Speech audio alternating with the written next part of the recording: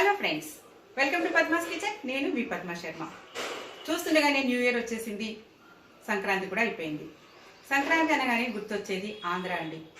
ఆంధ్ర వైపు ఈ సంక్రాంతి నెల రోజులు ఎంతో సంబరంగా గడుస్తాయి. ఉదయం లేవగానే గంగిరెద్దులు, హరిదాసులు, ప్రతి ఇంటి ముందు రంగవల్లులు, గొబ్బెమ్మలు, పిండి వంటలు ఇవన్నీ చాలా సంబరంగా జరుగుతూ ఉంటాయి. అఫ్కోర్స్ ఇక్కడ కూడా సంక్రాంతి చేసుకుంటారు, కొంచెం డిఫరెంట్గా. దసరా చేసినంత ఘనంగా సంక్రాంతి చెయ్యరు తెలంగాణలో. ఆంధ్రాలో నా చిన్నతనం అంతా గడిచింది కాబట్టి ఆ రోజుల్ని ఒకసారి ఇలా గుర్తు చేసుకుంటున్నాను. మన చిన్నతనంలో పండగ వస్తుందంటే అమ్మా నాన్నలతో మనం కొత్త బట్టల కోసం చేసే మారాము, పండగ ఎప్పుడు వస్తుందా, ఆ బట్టలు ఎప్పుడు వేసుకోవాలా అని ఎదురు చూపులు, అవన్నీ ఇప్పటి కాలం పిల్లలు మిస్ అయిపోతున్నారండి. ఎందుకంటే ఎప్పుడు కావాలంటే అప్పుడు కొత్త బట్టలు, కొత్త వస్తువులు వాళ్ళకి చాలా ఈజీగా వచ్చేస్తున్నాయి. సో మన ఎదురు చూపులు, మన ఆనందాలు, మన థ్రిల్స్ ఇప్పటి పిల్లలకి లేవు. ఏదేమైనా 60స్లో పుట్టిన వాళ్ళు అప్పటి ఎరాకి ఇప్పటి ప్రజెంట్ ఎరాకి బ్రిడ్జ్గా ఉన్నాము. ఆనాటి ముచ్చట్లు చూసాము, ఇప్పటి కాలంతో కూడా అడ్జస్ట్ అయిపోతున్నాం. ఓకే అండి, కాలం తన పని తను చేసుకుంటూ పోతుంది, మనం మన రొటీన్లో బిజీగా ఉన్నాం. ఈరోజు కూడా మరొక మంచి రెసిపీతో మేము ముందుకు వచ్చాను. అదేంటో చూసేద్దామా? నేను ఈరోజు మూంగ్ దాల్ పాలక్ రాజస్థానీ స్టైల్లో తయారు చేయబోతున్నాను. ఇది డాబాలో దాల్ టేస్ట్ ఉంటుంది. మనం రెగ్యులర్గా తయారు చేసుకునే పాలకూర పప్పులా కాకుండా చాలా డిఫరెంట్గా, చాలా టేస్టీగా ఉంటుంది. తయారు చేసుకునే విధానం కూడా కొంచెం డిఫరెంట్. మరి ఈ రాజస్థానీ స్టైల్ మూంగ్ దాల్ పాలక్ ఎలా తయారు చేసుకోవాలో ఇప్పుడు చూద్దాం. మూంగ్ దాల్ పాలక్ తయారు చేయడానికి ముందుగా 1 కప్పు పొట్టు పెసరపప్పుని శుభ్రంగా వాష్ చేసుకుని హాఫ్ అన్ అవర్ ముందు నీళ్ళలో నానబెట్టుకోవాలి. అలాగే 1/2 కప్పు పచ్చిశనగపప్పును కూడా అరగంట ముందు నానబెట్టుకోవాలి. అలాగే 2 కట్టల పాలకూరను కూడా కట్ చేసుకుని వాష్ చేసుకుని పెట్టుకున్నాను. ఈ పాలకూరని ముందు బ్లాంచ్ చేసుకోవాలి. దీనికోసం 1.5 కప్ వాటర్ తీసుకున్నాను. ఈ వాటరు మరగనివ్వాలి. వాటర్ ఇలా మరుగుతున్నప్పుడు మనం కట్ చేసి పెట్టుకున్న పాలకూరను వేసేయాలి.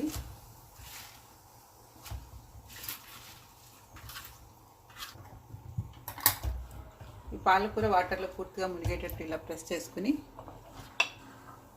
మూత పెట్టి ఒక 2 మినిట్స్ ఇలాగే ఉంచాలి. మనము పాలకూరని ఉడకబెట్టట్లేదు, జస్ట్ బ్లాంచ్ చేస్తున్నాము. నేను ఈ పాలకూర వేసిన తర్వాత స్టవ్ ఆఫ్ చేసేసాను. ఈ వేడి నీళ్ళలో అది బ్లాంచ్ అవుతుంది. అలా చేయడం వల్ల పాలకూర కలర్ ఇంటాక్ట్లో ఉంటుందన్నమాట. నేను ఇప్పుడు ప్రెషర్ ప్యాన్లో నానబెట్టుకున్న పెసరపప్పు, శనగపప్పు వేసేసాను. ఉడకటానికి తగినంత వాటర్ కూడా వేసాను. 1 స్పూన్ పసుపు, కొంచెం ఉప్పు, 1 స్పూను నెయ్యి వేస్తున్నాను.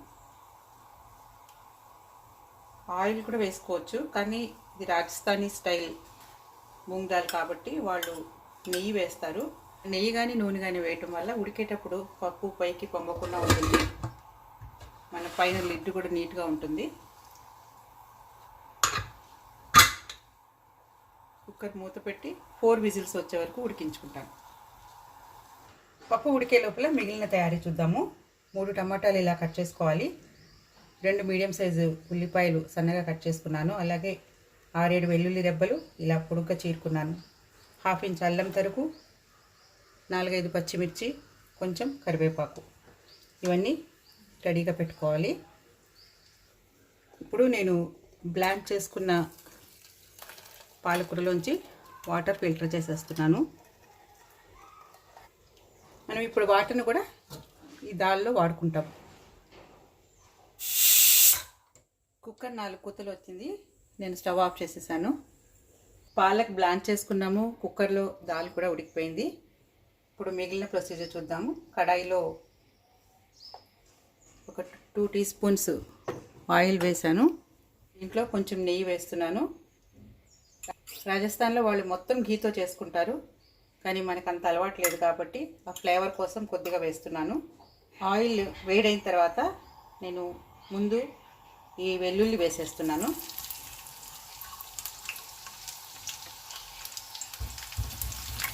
వెల్లుల్లి కొద్దిగా వేగిన తర్వాత పచ్చిమిర్చి వేసాను. అలాగే అల్లం తరుగు కూడా వేసేస్తున్నాను.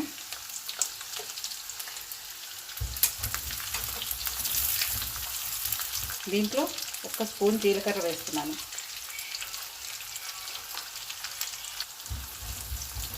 ఇప్పుడు దీంట్లోనే నేను కరివేపాకు కూడా వేసేస్తున్నాను. వేగిన తర్వాత కట్ చేసి పెట్టుకున్న ఉల్లిపాయ ముక్కలు వేసేస్తున్నాను. పాలకూర పప్పుని మనం రకరకాలుగా చేస్తాము. ఇది కంప్లీట్గా రాజస్థానీ స్టైలు. అక్కడ ఫ్రెండ్ నాకు ఎలా చెప్పిందో అదే రెసిపీతో నేను ట్రై చేసి చూశాను. చాలా టేస్టీగా ఉంది, చాలా డిఫరెంట్గా ఉంది. సో ఇప్పుడు నేను అదే పద్ధతిలో తయారు చేస్తున్నాను. ఈ ఉల్లిపాయలు మగ్గడానికి కొంచెం సాల్ట్ వేస్తున్నాను.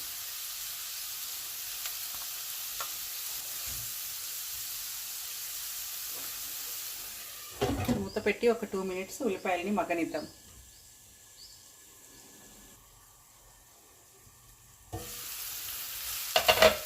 ఉల్లిపాయలు మగ్గిన తర్వాత టమాటాలు వేసేసాను. ఇప్పుడు ఈ టమాటాలని కాసేపు మగ్గనిద్దాం. ఇప్పుడు ఈ టమాటాలు ఉడుకుతున్నప్పుడు దీంట్లో కొంచెం పసుపు, కారం, ఇది మీ కారానికి తగినట్టు వేసుకోవచ్చు. సాల్ట్ ఆల్రెడీ మనం దాల్లో కూడా వేసాము, అలాగే ఉల్లిపాయలు మగ్గేటప్పుడు వేసాము కాబట్టి అది గుర్తుపెట్టుకుని తగినంత వేసుకోవాలి. అలాగే 1 స్పూన్ ధనియా పౌడర్ ఇవన్నీ వేసి బాగా మిక్స్ చేసుకోవాలి. దీనిలో వేసే స్పైసెస్ మీకు తగినంత వేసుకోండి. కారం, ఉప్పు అనేది అప్రాక్సిమేషనే. మూత పెట్టి ఇంకొంచెం సేపు మగ్గనిద్దాం. టమాటాలు ఉడికే లోపల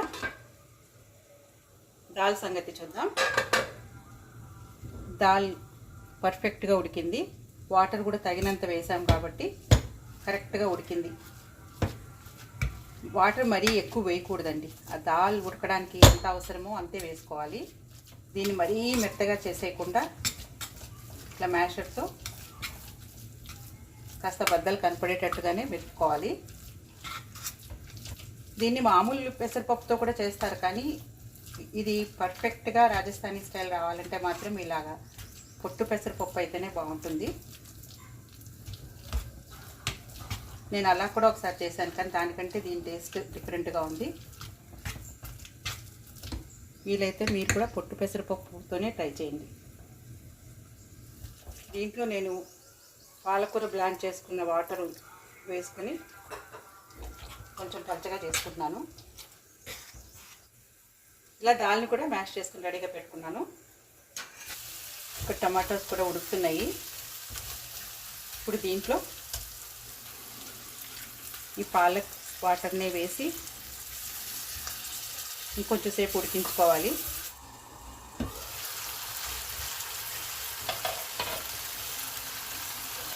ఇలా టమాటో ముక్క పూర్తిగా ఉడికిపోయిన తర్వాత మ్యాష్ చేసుకున్న దాల్ని వేసేస్తున్నాను.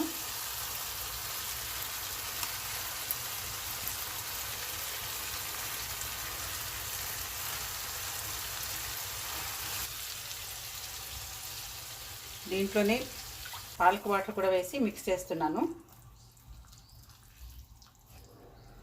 మనం బ్లాంచ్ చేసిన పాలకూర నుంచి తీసిన వాటర్ మొత్తం యూజ్ అయిపోతుంది ఈ దాల్ ఉడికే లోపల. ఇలా దాల్ వేసిన తర్వాత ఇలా ఉడుకు పట్టడం మొదలు పెట్టగానే మనం బ్లాంచ్ చేసుకున్న పాలకూర వేసేస్తున్నాను. చూసారా, ఇది గ్రీన్ కలర్లోనే ఉంటుంది. అదే మనము ఉడకబెట్టామనుకోండి అది కొంచెం బ్లాకిష్ అవుతుంది. ఈ పాలకూరని మనం బ్లాంచ్ చేయాలి తప్ప ఉడకపెట్టకూడదు.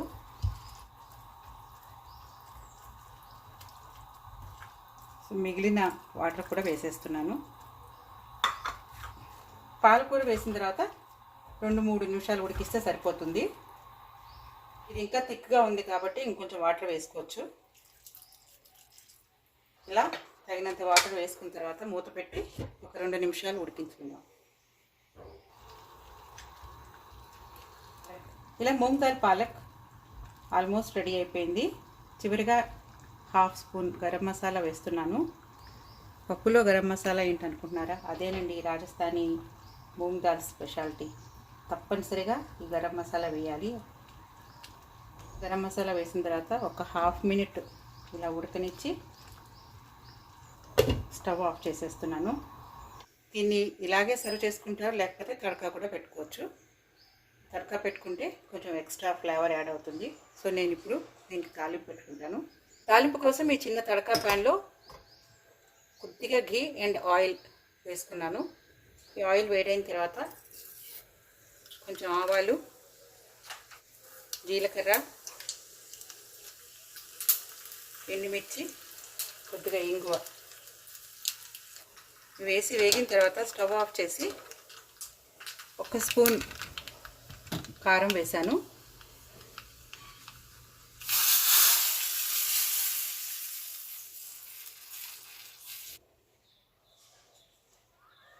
ఇప్పుడు చివరిగా 1 టేబుల్ స్పూన్ లెమన్ జ్యూస్ వేశాను.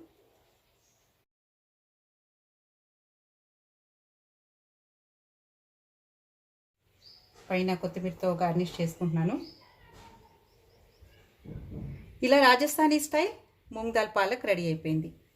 ఇది దాబా స్టైల్ దాల్ టేస్ట్ ఉంటుంది. మనం రెగ్యులర్గా పాలకూర పప్పు, కందిపప్పుతో, పెసరపప్పుతో చేస్తూనే ఉంటాము. కానీ ఇలా పొట్టు పెసరపప్పుతో ఈ పద్ధతిలో తయారు చేసే ఈ మూంగ్ దాల్ పాలక్ టేస్ట్ చాలా డిఫరెంట్గా ఉంటుంది. హెల్దీ కూడా. రోటీలోకి, రైస్లో కూడా చాలా బాగుంటుంది.